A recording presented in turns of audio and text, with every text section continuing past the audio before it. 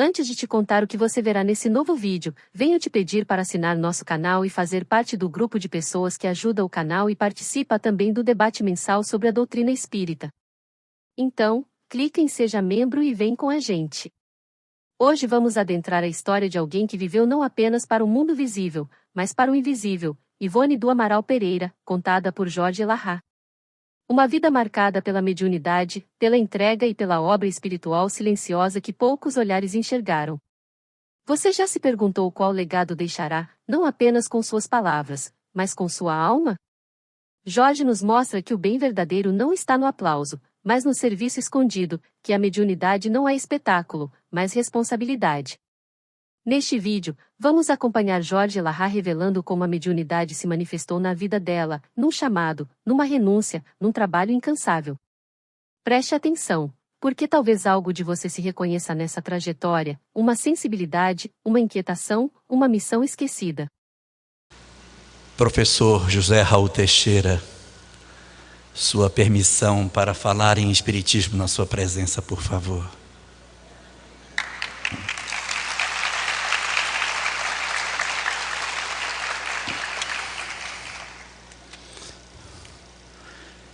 É sempre muito bom voltar para casa e poder falar de doutrina espírita na terra em que nos viu nascer, principalmente quando ela, na data de hoje, comemora os seus 30 anos de transformação em estado.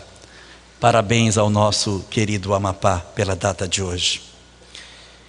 E também é muito bom poder falarmos na presença dos nossos pais, quando temos a chance de reencontrar com eles e relembrar as oportunidades que tive quando criança, de através de meu pai fazer os primeiros contatos com as religiões do Oriente, conhecer sobre o Bhagavad Gita, sobre a mensagem do Buda, sobre o pensamento de Krishnamurti, de Eliphas Levi e de tantos outros autores, e ao mesmo tempo a oportunidade que minha mãe me deu de conhecer o judaísmo desde criança e poder assim fazer uma síntese de todos esses conhecimentos, observando tudo isso à luz da doutrina espírita.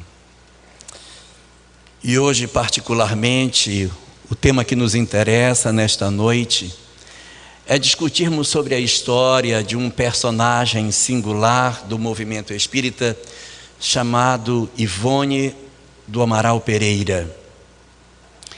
Ivone Pereira foi um dos grandes médiuns que tivemos no século XX, embora ela tenha nascido no último ano do século XIX. Ela nasceu no dia de Natal, mais especificamente em 24 de dezembro de 1900. Um período muito diferente do nosso, com muito pouco recurso de literatura espírita, em que você pudesse então ter contato para ter uma leitura mais exata do que fosse a doutrina espírita, senão as obras básicas e as obras clássicas.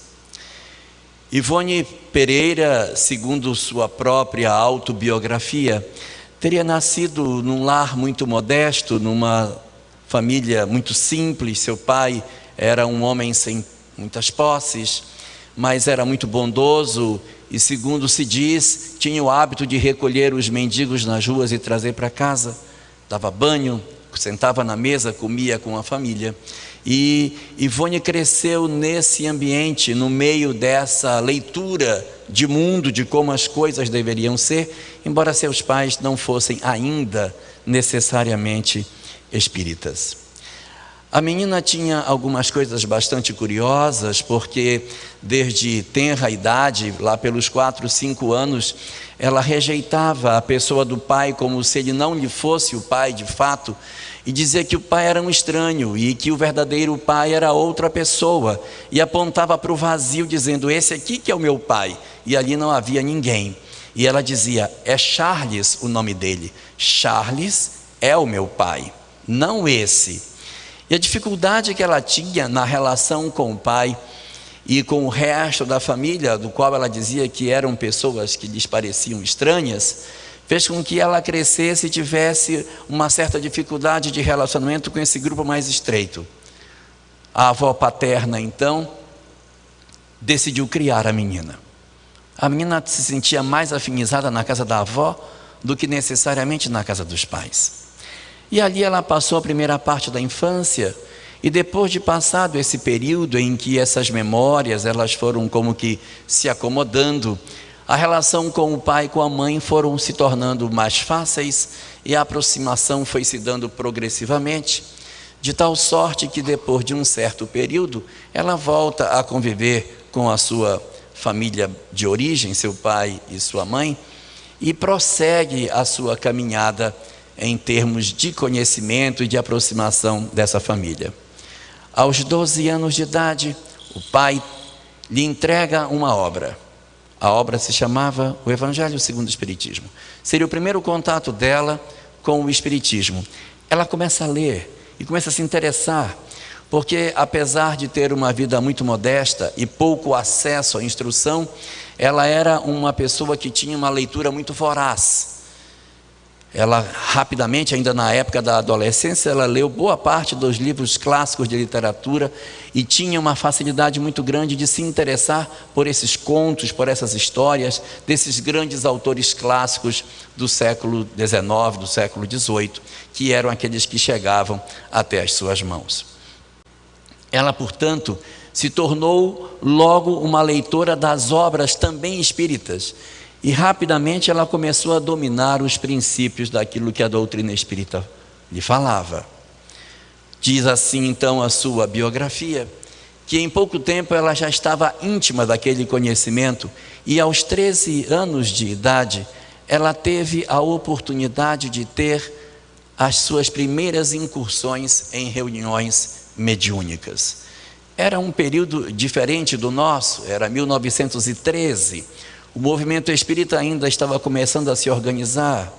O Pacto Áureo, que hoje está fazendo 69 anos, que é esse pacto entre todas as federativas para uma unidade de princípios e uma observância mais atenta dos princípios colocados na obra de Allan Kardec, ainda não tinha assinado. O pacto é de 49.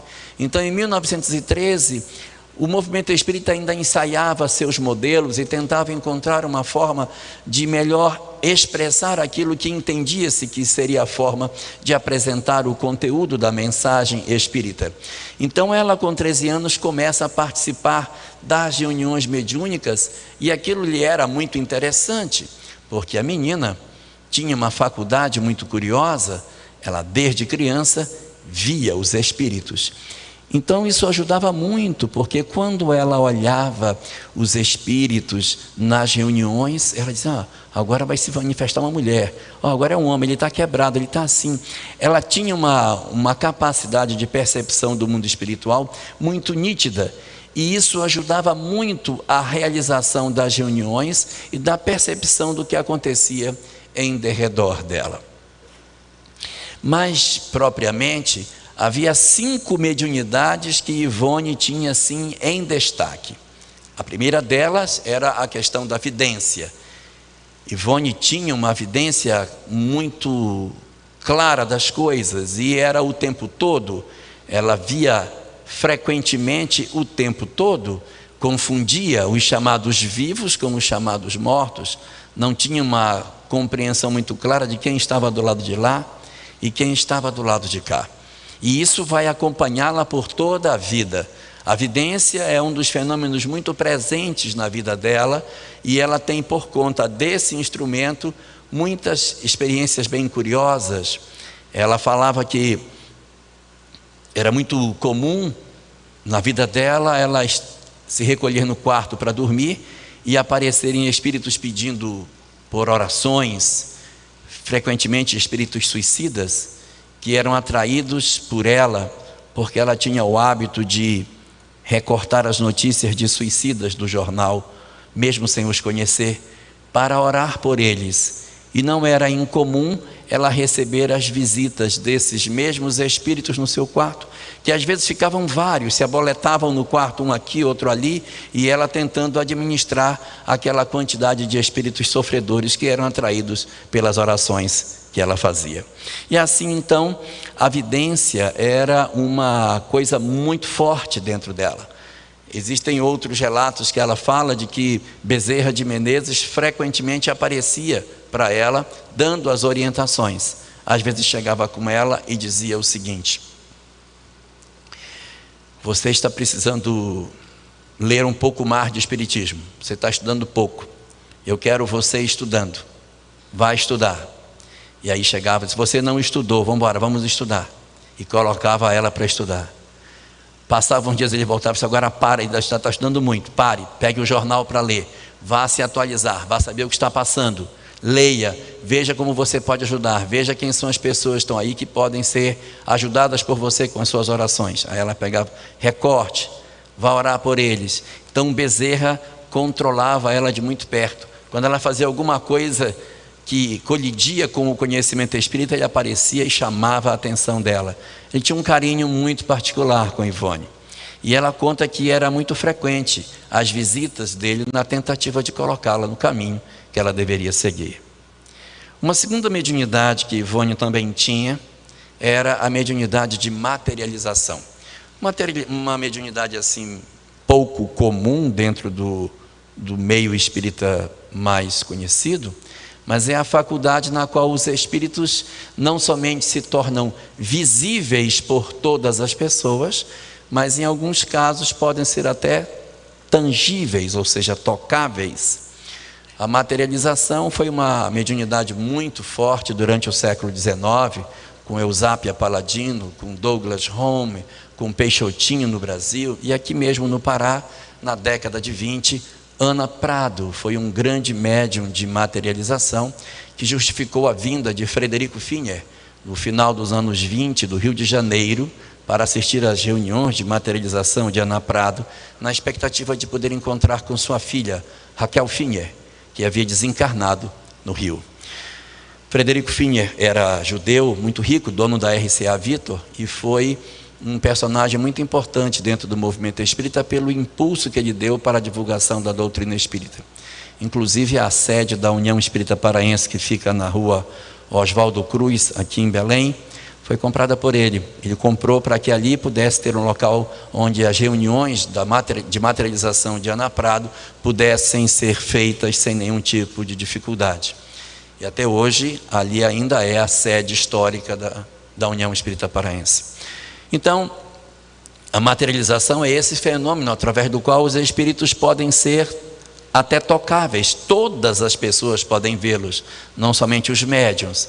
E Ivone Pereira também tinha a mediunidade de materialização, mas ela mesma afirmou que não tinha interesse de prosseguir dentro desse objetivo, porque os próprios espíritos que a aconselhavam diziam que isso não era o objetivo dela, que ela não deveria se preocupar tanto com essa mediunidade, porque esse não era o real trabalho que ela veio para fazer. Então ela realizou realmente materializações, aquilo acontecia, mas ela acabou não deixando grandes notas nesse sentido. Uma terceira mediunidade muito forte nela e da qual ela se ocupou muito tempo era a mediunidade de receitista. Ela recebia receitas mediúnicas para pessoas que estavam com doenças. Os espíritos desencarnados, através da mediunidade dela, passavam as receitas para os doentes, geralmente remédios homeopáticos. E aí ela realizou esse trabalho muito tempo durante as casas espíritas aonde ela atuou. Ela, embora tenha nascido no interior do Rio de Janeiro, numa cidade bem pequena, hoje chamada Rio das Flores, muita gente acha que ela era mineira porque ela viveu boa parte da vida dela em Minas, mas ela não é mineira, ela é carioca. E ela viveu basicamente em 3 cidades. Ela realizou as atividades espíritas dela em 3 cidades. 2 no interior de Minas, sendo a primeira dela Lavras, que é onde ela passou a maior parte do tempo dela. Ela deu grande contribuição para o movimento de Lavras. Ela dizia que o centro de Lavras era muito pequeno e ela viu coisas mediúnicas que ela não viu em nenhum outro lugar do mundo, ela só viu em Lavras. Nos livros autobiográficos que ela tem, ela narra coisas assim impressionantes sobre a mediunidade que acontecia nessa cidade.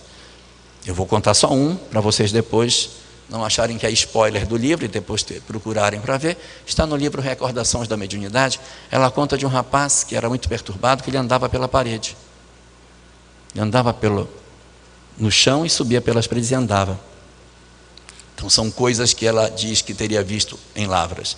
Depois ela passa um tempo numa segunda cidade de Minas e vai ficar boa parte da vida dela em Barra do Piraí, no Rio de Janeiro. Então nessas 3 cidades ela realizou um trabalho muito bom de receitista. Ela fez muitas receitas mediúnicas, era um trabalho que ela gostava de fazer, onde os espíritos que eram médicos se comunicavam através dela.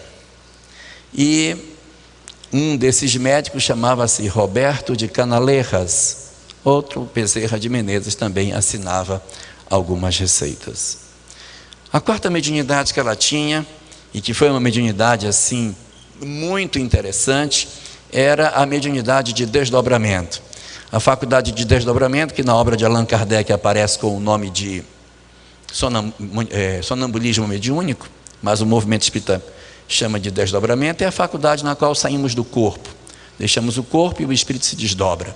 Ela tinha uma faculdade excepcional de desdobramento e uma capacidade de relembrar o que acontecia durante os desdobramentos dela. E isso foi muito bom, porque ela contava muita coisa do mundo espiritual pelas experiências que ela tinha quando desdobrava. Ela ficava aqui, desdobrava, via o mundo espiritual e voltava para contar os detalhes do que acontecia do lado de lá. Coisas excepcionais, muito interessantes, riquíssimos detalhes sobre como é a vida no mundo espiritual foram trazidos através da capacidade de relatar os seus desdobramentos, que estão registrados nas diversas obras que ela escreveu sobre suas próprias experiências mediúnicas. E a quinta dessas mediunidades, que é a que a tornou mais famosa, era a mediunidade de psicografia, na qual ela produzia as obras, assinava, recebia os ditados dos espíritos e aí então produzia as obras que produziu. Seus livros são, na verdade, o maior legado que ela pôde deixar no tempo que ela esteve conosco. Curioso observar que, apesar dela ter começado a participar das reuniões mediúnicas com 13 anos, a sua primeira mensagem vai acontecer depois dela já adulta. E a primeira comunicação que ela recebe é assinada pelo mesmo espírito, Roberto de Canaleiras. E é uma mensagem que trata sobre suicídio. A primeira mensagem que ela recebe já é sobre suicídio e é de Roberto de Canaleiras. Ela depois teria a chance de escrever muita coisa. Durante a sua adolescência, a sua juventude, ela produziu muitos textos, tanto prosa como verso, muita coisa ela escreveu sob a intuição dos espíritos, usando um pseudônimo, Frederico Francisco, que era uma forma dela homenagear um amigo espiritual que sempre procurava por ela, que era Frederic Chopin. Então, para fazer uma homenagem ao amigo, ela se assinava como Frederico Francisco. E esses escritos, esses poemas e esses textos, ela publicava em jornais da região onde ela vivia, tanto de Minas como do Rio de Janeiro, produzindo assim material que era publicado nos jornais da época, como nas revistas locais que circulavam naquela região. Mas livro mesmo, ela não produziu logo quando jovem. Ela produziu muita coisa, mas não foi na juventude que ela publicou as suas obras. Logo aos 26 anos, diz a literatura, que ela começou a receber as primeiras páginas de um livro escrito por um autor espiritual que se intitulava Camilo Botelho.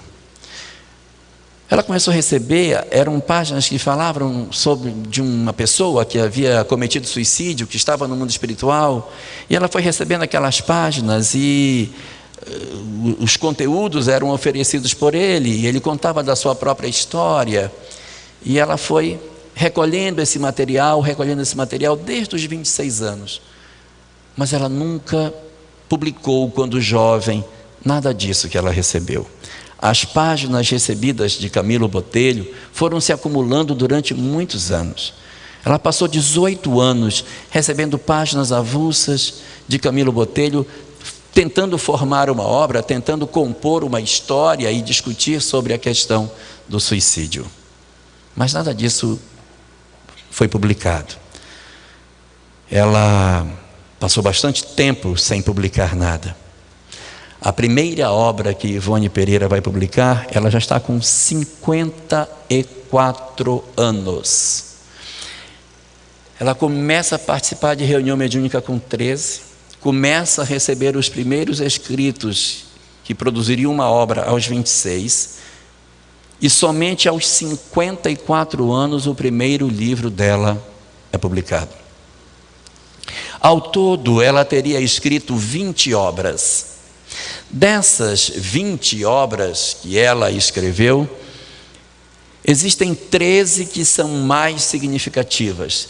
13 obras que têm uma maior penetração no público, que é mais observada e que, portanto, por causa disso, são obras mais conhecidas.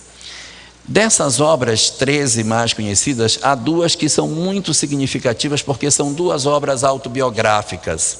Ela já bastante idosa, já tendo vivido boa parte da sua vida física, já teria escrito quase todos os seus livros, ela começou a escrever sua obra autobiográfica. O primeiro deles ela escreve quando tem 73 anos e o segundo com 76 anos. Ali ela vai relatar toda a história dela, vai contar todos os fenômenos, como é que ela escrevia os livros, como que os espíritos se apresentavam, como era a técnica que eles usavam. E ela dá alguns detalhes bastante curiosos sobre como é que isso acontecia. Não são todos os espíritos que agem dessa forma quando querem escrever um livro. Mas ela diz que os espíritos que escreviam por ela usavam uma técnica muito particular. Eles pegavam Ivone, desdobravam-na, levavam Dona Ivone para o mundo espiritual. Ela ficava no mundo espiritual vivendo as cenas, ela assistia às cenas, ela participava das festas, ela via os assassinatos, ela via as matanças, ela via as igrejas, ela via as pessoas batendo o sino de igrejas em cenas fortes. Ela era uma testemunha a mais das cenas do filme. Ela participava de algumas cenas bem fortes do filme. Daí ela retornava para o corpo e depois ela ia fazer a psicografia. Então ela dizia que essa experiência de viver no mundo espiritual, aquilo que ela tinha sentido quando ela desdobrou, facilitava a escrita, porque ficava com muito mais nitidez a coisa quando era escrita, porque ela tinha uma percepção muito mais clara das cenas que ela iria escrever. E ela conta vários casos pitorescos sobre isso. Um deles é do livro Amor e Ódio. Ela diz que no livro Amor e Ódio, quando ela estava escrevendo, há uma festa. Então Charles, que é o autor espiritual do livro, disse assim: eu vou levar você hoje para assistir à festa, que depois a gente vai escrever. Mas eu quero que você preste bem atenção, porque eu vou ter muito trabalho para recompor a cena da festa para você. E eu quero que você anote tudo, porque isso vai ser muito útil depois. E ela participa da festa, e nessa festa, Gaston, que é o principal personagem da obra, ele vai tocar ao piano uma música. E ela conta que na hora que ele começa a tocar a música, a letra traduzida para o português vai passando como se ela estivesse no ar, as notas, e a letra da música vai subindo, e ela vai vendo as estrofes. Ele cantava na língua que ele tinha, que era francês, e ia aparecendo a tradução em português para ela. Ficou encantada com aquilo.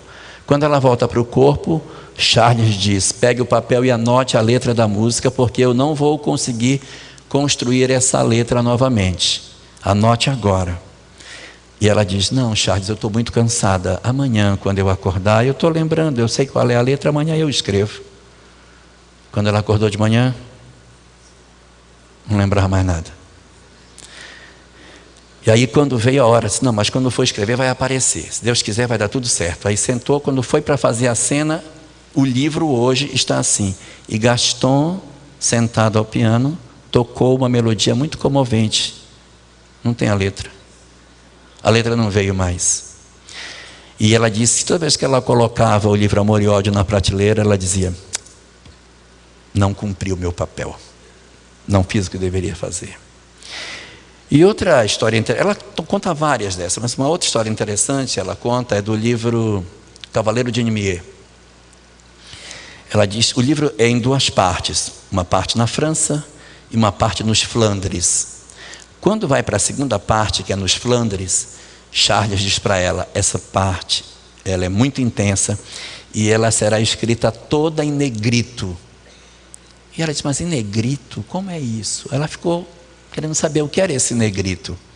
E quando ela vai ver as cenas que se passam da obra nos Flandres, quando ela era levada para ver as cenas, ela ficava profundamente impressionada com as cores, com os efeitos visuais que as cenas tinham. É como se realmente as cenas fossem todas feitas em negrito. Aparecem cenas muito mais intensas, muito mais fortes, em função da preocupação de Charles de fazer o melhor trabalho possível. Então essas obras autobiográficas, elas são assim muito ricas. No livro Devassando o Invisível, ela fala muito mais da experiência dela desdobrando, como é que eram os desdobramentos que ela produzia, as relações dela com os espíritos do mundo espiritual. E no livro Recordações da Mediunidade, que é o segundo volume, ela volta e faz uma leitura muito mais biográfica, começando desde o comecinho da vida dela, quando ela teve uma crise de catalepsia com 6 meses de idade, ia ser enterrada achando que estava morta, e de repente houve um espinho que espetou, ela estava no caixãozinho já, pronto para ser enterrada, aí a mãe foi cuidar dela e mexeu na coroazinha de espinho, e aquele espinho feriu, e a criancinha que estava entre aspas morta, chorou, foi um milagre, então a menina voltou da morte para a vida. E aí ela vai contando uma série de histórias da vida dela e da mediunidade que ela possuía. Então são duas obras muito ricas. Ela iria complementar essas histórias sobre sua vida depois, em 1982, quando ela, através de uma série de artigos publicados no livro O Reformador, que é o veículo da FEB, ela iria produzir muito material interessantíssimo, nunca narrado nos seus livros, fazendo algumas conexões entre as obras que ela tinha e apresentando-a como personagem em obras que a gente não imaginava que fosse ela. Então, esses 2 livros autobiográficos são os 2 mais significativos que ela tem nesse sentido. E ela teria feito também 10 romances. Desses 10 romances, 5 deles são romances que, a princípio, salvo o melhor juízo, não têm uma relação direta com a vida dela. Foram romances produzidos a partir de histórias que os espíritos lhe trouxeram, mas que não necessariamente ela é personagem desses livros assim citados. Nós temos o livro Nas Telas do Infinito, que tem 2 autores, Bezerra de Menezes e Camilo Castelo Branco. Os 2 escrevem, um conta uma história, outro conta outra. Uma ambientada em Portugal, outra no Brasil. Então essa obra é produzida. Uma segunda obra também dessa época é Tragédia de Santa Maria, que é um romance escrito também por Bezerra de Menezes, onde ele é o autor e personagem encarnado da história, que conta 2 encarnações sucessivas do mesmo grupo de espíritos na área rural do Brasil. Nós temos uma obra muito interessante chamada Amor e Ódio, que conta a história de alguém que é acusado indevidamente por um crime que ele não cometeu mas que tem culpas de outras, mostrando a lei de causa e efeito. É essa a história do piano. O livro Amor e Ódio é uma história muito interessante sobre essa questão da relação com a lei de causa e efeito. Um quarto romance nesse sentido é Dramas da Obsessão. São 2 histórias contadas por Bezerra de Menezes, e uma delas conta sobre um grupo de judeus torturados durante a Idade Média e que agora haviam encontrado o seu agressor e que procuravam a vingança, tentando destruir a vida dele no presente. Ele mostrando o que ele fazia no passado com os judeus e como agora os judeus os perseguiam na atual encarnação em função das torturas cometidas durante a Idade Média. Ivone, em que pese ser brasileira, ela descendia de um ramo de judeus portugueses pelo lado da mãe, e pelo lado do pai descendia de índios goitacazes. Então era uma mistura de índios com portugueses judeus, segundo ela própria. E além de todas essas obras, havia também uma outra obra chamada Redenção, que é Ressurreição e Vida, que era uma obra escrita por Leon Tolstói, que narra vários casos da época dos czares, são vários episódios, vários contos que ele reuniu e formou a obra Ressurreição e Vida. Então esses 5 romances, eles não são romances que têm uma relação muito próxima com aquilo que seria a história de Ivone Pereira. Mas ela tem outros 5 romances que são relacionados com a história dela. Há 3 deles que são muito conhecidos e que é chamada a trilogia da história de Ivone Pereira: Nas Voragens do Pecado, O Cavaleiro de Nimier e O Drama da Bretanha. O movimento espírita em geral sabe que o personagem central dessas 3 histórias é ela própria.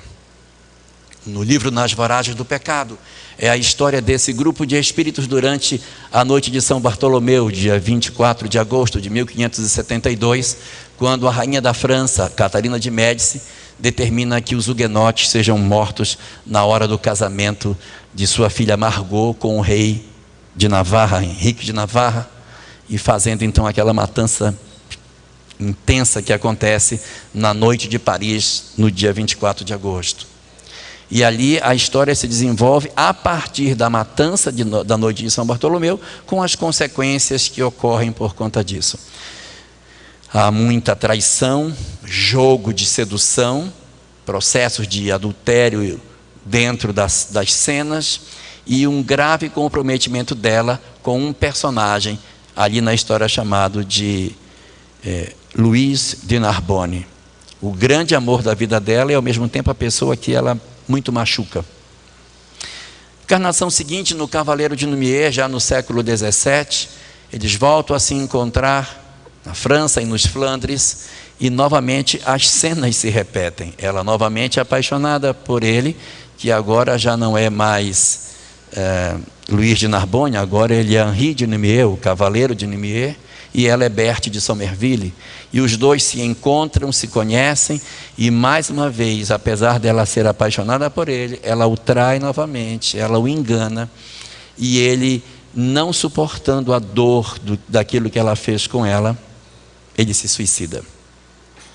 O suicídio aparece nessa segunda obra. O pai de Henri de Nimier, na encarnação anterior, era o mestre conselheiro de Luiz de Narbonne. Voltou como pai, e quando percebe que o filho novamente havia sido desgraçado pela mesma mulher, torna-se obsessor de Berthe de Somerville. Encarnação seguinte, eles estão no Drama da Bretanha. Ela agora é Andréa de Guzmán. Nasce na Bretanha, aquela região da França, muito próxima do lugar onde teve o desembarque da Normandia. Então ali na Bretanha ela vai viver, e curiosamente os personagens que faziam parte de sua história não estão com ela. Ela renasce numa família estranha. Essa é uma estratégia que às vezes a lei de causa e efeito se vale para fazer com que a gente retome o nosso caminho, porque às vezes nós ficamos muito viciados em enganar, seduzir os nossos familiares que nos amam. Então às vezes nós acabamos nascendo sozinhos para cairmos numa família onde a gente tem pouco poder de sedução e podermos assim mudar as nossas rotas e encontrar caminhos melhores para as nossas vidas. Ela então renasce numa família razoavelmente estranha, e apenas um é conhecido do ontem: Charles, aquele que era seu mentor e que vinha acompanhando há tanto tempo, vem como seu irmão mais velho. Faz tudo para salvar a irmã, mas novamente a irmã seduz, a irmã se envolve em novo triângulo amoroso, a irmã dessa vez engravida, e não suportando a humilhação que seu pai lhe propõe por conta da gravidez de um homem que não era seu marido, é a vez em que ela agora se suicida. Andréa de Guzmán pula de um penhasco. Essas 3 histórias são muito conhecidas do movimento espírita, e sabe-se que elas tratam da história de Ivone Pereira. Mas naqueles escritos que ela iria fazer em 1982, ela iria trazer uma informação muito preciosa. Ela iria dizer que um outro livro dela, chamado Sublimação, também é uma história dela. Ela também é personagem dessa obra, que se passa no ano 40, na época do Cristo, mais ou menos, um pouco depois, só que na Pérsia. Pérsia hoje, Irã, longe de Israel. Ela está na Pérsia, e ali na Pérsia desenvolve uma nova história que também tem suicídio nela, e isso acompanha a história dela. Então, esses romances, eles costumeiramente estão trançados com 3 coisas: paixão, sedução, suicídio. É muito comum esse triângulo dentro das suas obras. E, além desses 4 romances, ela fez uma publicação depois, chamada Um Caso de Reencarnação. Esse livro, Um Caso de Reencarnação, que é, na verdade, uma compilação feita pela editora Lawrence, sobre vários artigos que ela produziu, constrói um pedaço da história que nós não sabíamos. Vai contar para nós quem é a personagem que aparece tanto nas suas obras e que não está em lugar nenhum. Quem é, na verdade, o grande amor da vida dela, que desde do comecinho começava a fazer as comunicações por elas. Quem é Roberto de Canalejas? E não está em nenhuma dessas obras. E ali ela vai contar que depois de Andréa de Guzmán, ela teve mais uma encarnação, em que ela esteve ao lado de Roberto de Canalejas. Roberto de Canalejas era seu marido, pesquisava a tuberculose, antes de ser descoberto o bacilo da tuberculose, o bacilo de Koch. Então ele estava ainda tentando descobrir como é que ela era produzida. E nessa época, ela era a esposa dele. Ocorrem novamente traições, e Roberto de Canalejas se suicida. Mais uma vez o suicídio presente. Esse personagem, chamado Alberto de Canalejas, ele é um personagem que gravita em torno das suas histórias. E ela vai dizer que ele é o mesmo Luiz de Narbonne lá de trás. Eles vêm a várias encarnações se encontrando, se revendo, e ela muitas vezes tropeçando e ele não conseguindo suportar as decisões equivocadas que ela toma. Então, dentro desse cenário que apresenta essa obra, a gente observa nesses 10 romances uma relação muito forte com a questão do amor, do sentimento, da paixão e dos arrastamentos que ela pode produzir dentro das nossas almas. Mas havia uma obra dela que foi a obra que marcou definitivamente a sua passagem pela Terra. A sua obra-prima, a obra mais significativa que Ivone teria deixado. Seus romances, eles são muito interessantes. E os analistas que discutem os romances deixados por Ivone, dizem que ela tem uma capacidade muito grande de colocar substância doutrinária nos romances. Eles não são romances de história por história, eles são muito trançados com os aspectos doutrinários. Ela era muito preocupada em manter a coerência doutrinária dos textos que escrevia. Então você não vai encontrar um livro como se fosse um romance rasteiro, um romance material, sem os desdobramentos espirituais e sem uma leitura e um ancoramento dessas verdades nos conceitos que a doutrina espírita possui. Entre os autores que constroem romances, Ivone é sempre lembrada como sendo um autor, um médium, que construiu romances com muita substância de doutrina, diferentemente de outros médiuns que produzem, às vezes, romances que você nem sempre tem a capacidade de descobrir que ele é um romance realmente espírita, dada a quantidade de informação material, dos quadros que desenha, das coisas que faz, sem uma preocupação de dar o toque espiritual em cada uma das suas passagens. Então, os seus romances são muito interessantes, mas a sua obra realmente mais destacada é Memórias de um Suicida, que é a primeira de todas elas. Esse romance começa a ser descrito, a ser composto, em 1926, quando Camilo Botelho traz as primeiras anotações para ela. Ela começa a fazer as anotações, mas apesar de anotar isso, o livro não tinha muita coerência, até porque Camilo Botelho nem espírita era, então ele vai narrando as experiências dele como espírito do lado de lá, ele vai colocando, ele vai transpondo para o papel as emoções, os sentimentos, as ideias, as percepções que ele tem das coisas. E assim ele vai compondo ao longo de 18 anos os rascunhos daquilo que seria a obra Memórias de um Suicida. Ivone então recebe esse material e ela não fica improdutiva durante esse tempo. Durante esse período em que ela está escrevendo Memórias de um Suicida, é o mesmo período no qual ela está como receitista na casa espírita, atuando como médium receitista e trabalhando fortemente na questão da desobsessão. Ela tinha um trabalho muito grande ligado ao atendimento espiritual e, curiosamente, com entidades suicidas. Era muito comum nos trabalhos assistenciais espirituais que ela fazia o atendimento a entidades suicidas. Então, ela produz durante esse tempo esse texto, ele vai sendo composto devagarinho ao longo de 18 anos, não é um ditado de uma vez só, ele dita um pouco hoje, um pouquinho amanhã, e assim ela vai recolhendo as páginas, e ao final desses 18 anos a obra é dada por concluída. Ela então digita, ou melhor, datilografa essas 600 páginas. É muita paciência, né? Mas ela datilografa tudinho, prepara e leva na Federação Espírita Brasileira. Isso em 1944. Quando ela chega lá, o presidente da federação é Manuel Quintão. E ele nem lê a obra, ele rejeita a obra dela de princípio. Ela apresenta e ele não, tenho muitas obras para ler, tenho muita coisa, mas a gente manda muita coisa, então não dá, e descarta sem nem apreciar o conteúdo que ela tem. Ela volta para casa, com aquela ruma de papel, vai para o quintal, e lá no quintal ela coloca as folhas e vai acender um fósforo. Quando ela vai riscar o fósforo, ela percebe que uma mão se coloca na frente dela e diz: não faça isso, guarde.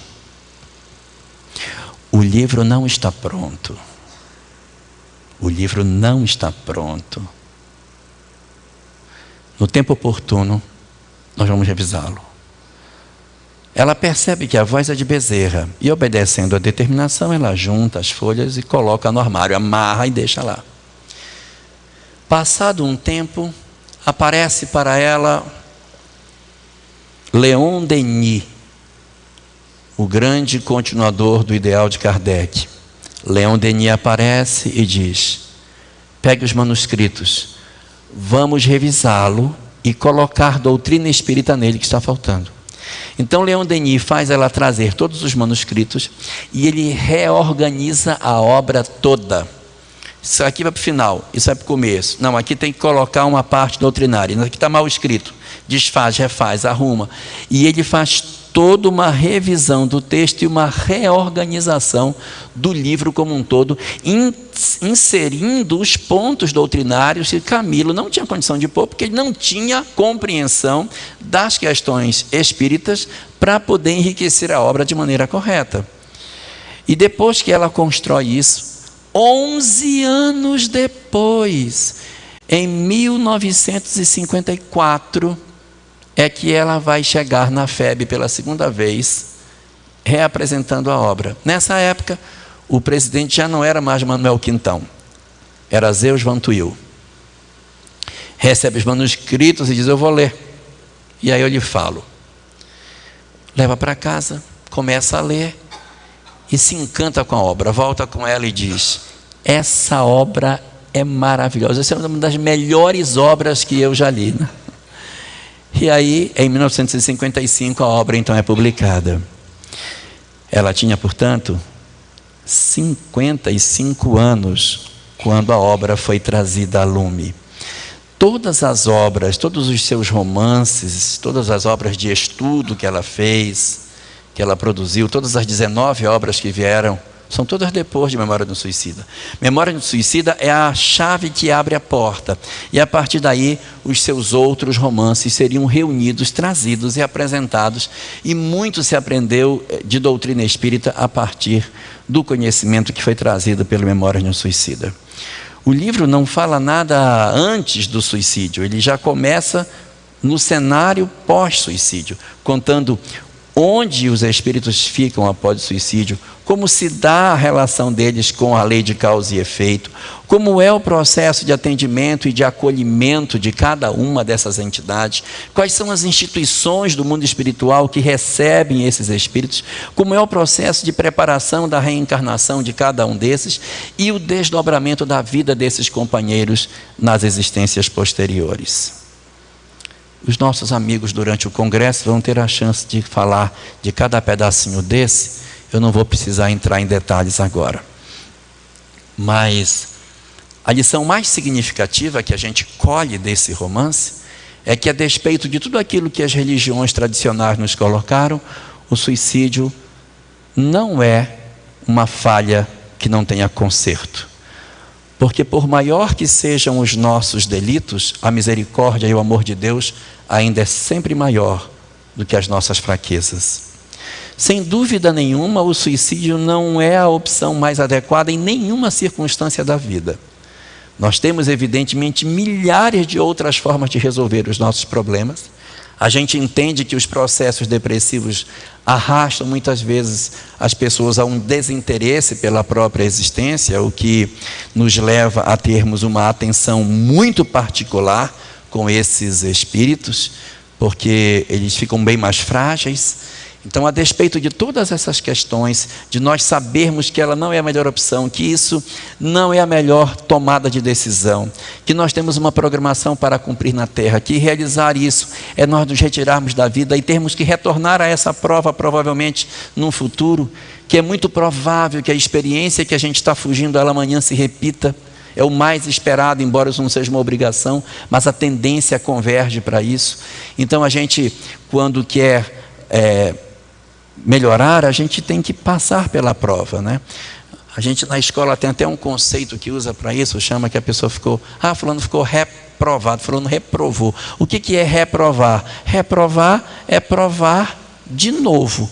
Então, se a gente reprovar, a gente vai reprovar, entendeu? Quem ficou reprovado vai reprovar. Então, se a gente não quer reprovar, a gente precisa passar à frente.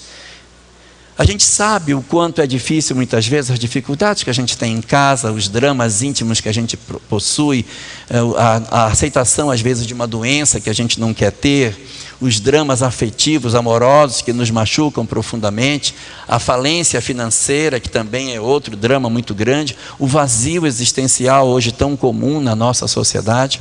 Mas, a despeito de todas essas questões, é fundamental que a gente não perca o tino das coisas. Joana de Ângeles afirma que a pior provação do ser humano é perder a fé e prosseguir vivendo. Porque o que pode ser pior do que você perder a fé? Porque você perdendo a fé, você não tem mais bússola. É que se você quebrasse sua bússola e você fica sem um roteiro, sem um caminho para onde ir. Daí a necessidade da gente ter uma diretriz, e a fé acaba sendo uma grande diretriz para nos fortalecer nos nossos momentos de crise. E as famílias que possuem pessoas em processo depressivo precisam ficar atentas. Nós temos que redobrar as nossas atenções quanto mais se aprofunda o processo da depressão dos indivíduos. Depressões profundas costumam ser marcadas pelo desinteresse de sair do quarto. A pessoa coloca o quarto todo escuro, ela coloca toalhas nos lugares onde aparece luz, coloca algodão nas frestas, não gosta que a luz seja acesa, para de tomar banho, para de cuidar de si, usa a mesma roupa de ontem vários dias. Isso é um indicativo de que a pessoa está em depressão profunda. Nós temos que atentar para isso, porque o desinteresse pela vida está bastante significativo. E aí é um cuidado que a gente tem que ter. E quando a gente fala desse cuidado, nós não estamos falando só da questão espiritual, mas a questão material também. Para tratar a questão da depressão, é preciso que a gente olhe o homem como um ser integral. Médico, psicólogo e religião. É exército, marinha e aeronáutica. Tem que usar as três forças. O exército é quem vai tomar conta. Quem é que vai para a guerra só com uma força? Já viram alguém ir para a guerra só com a marinha? Quando você vai para a guerra, você leva todas as forças. Então, se você está numa guerra, tem que levar todas as forças. O exército é quem vai cuidar do território, é o médico, vai cuidar do corpo físico.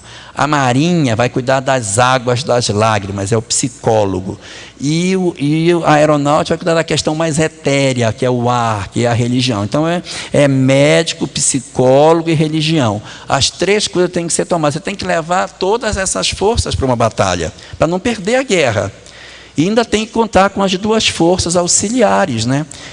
Que é o bombeiro, que são os amigos, e a PM, que é a nossa família. Então, essa família é a PM, porque levanta, sai, vem comer. Então, aí você tem que se servir de todas as forças que você tem para impedir com que as pessoas piorem. Nós vivemos hoje um quadro muito grave, não é? Em que as pessoas, quando falavam de transição planetária, liam o livro do Apocalipse, diziam assim: o Apocalipse vai ter furacão, tufão, as estrelas vão cair, as águas vão virar sangue, a lua vai virar sangue. E quando a gente lê a Gênesis diz: não, na transição planetária as convulsões não são das entranhas do planeta.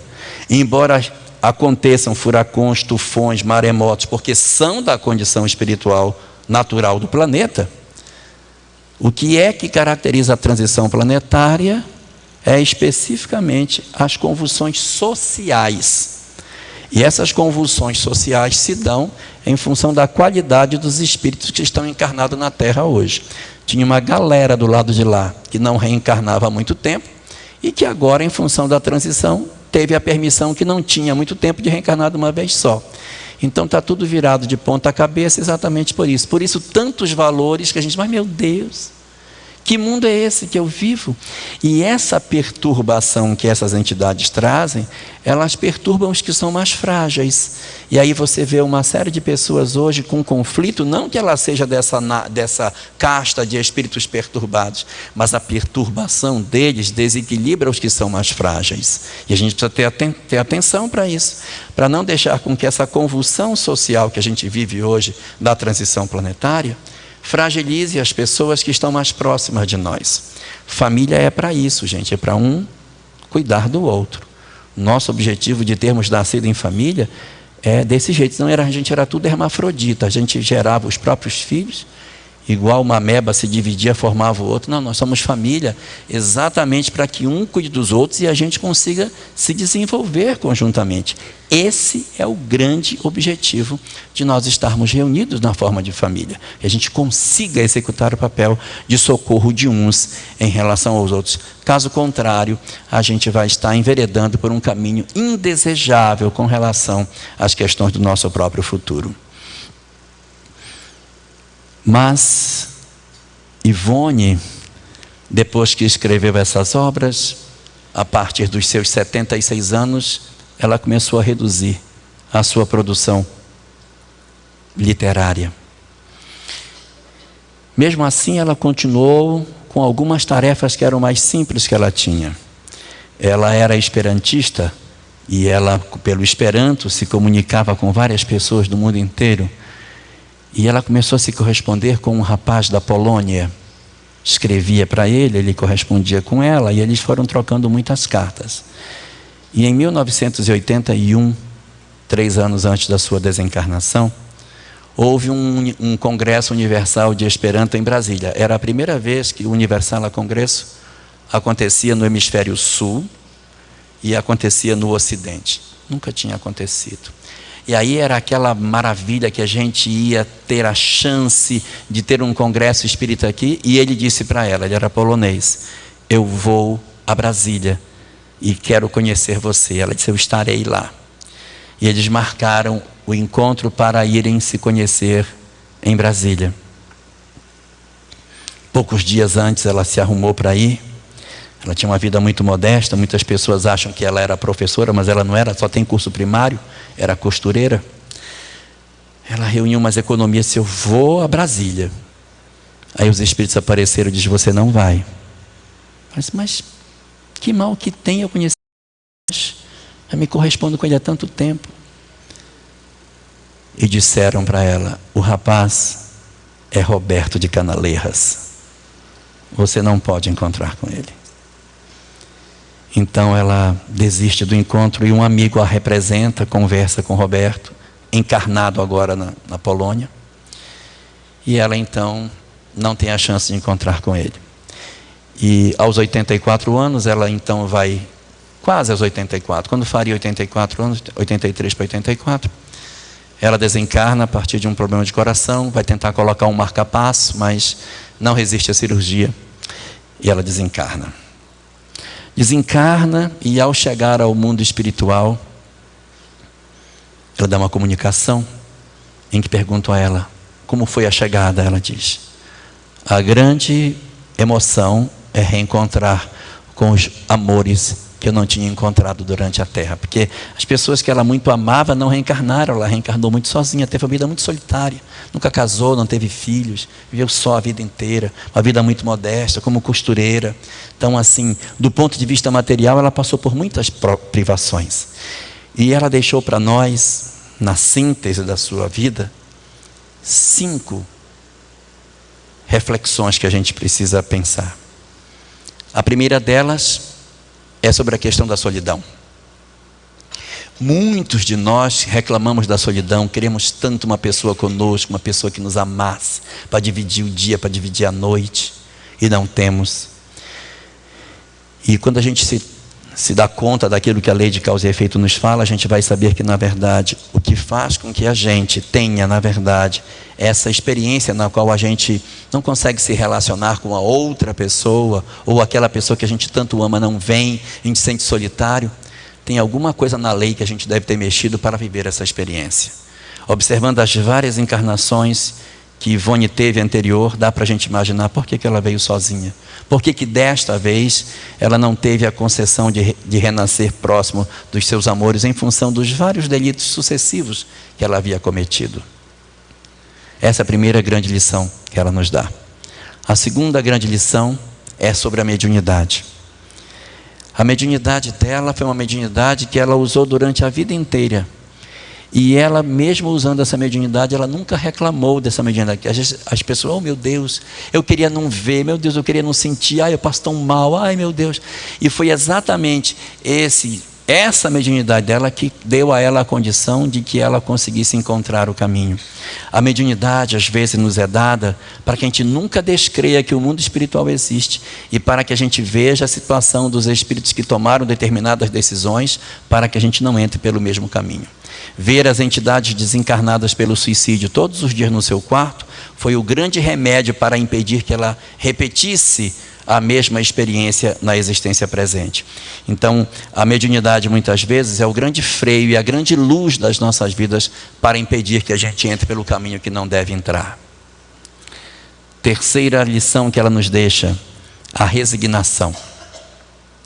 Não é fácil você ficar 18 anos recebendo um ditado, digitar isso tudinho e chegar lá, a pessoa nem lê e devolver para você da porta da escadaria da federação.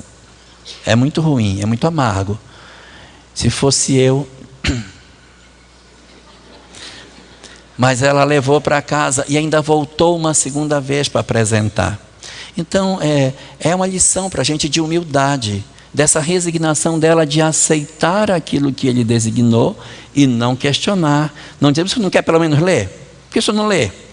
Mas, assim, uma lição para nós, que às vezes a gente se acha cheio de tantos direitos, uma reflexão para a gente fazer para as nossas vidas, né?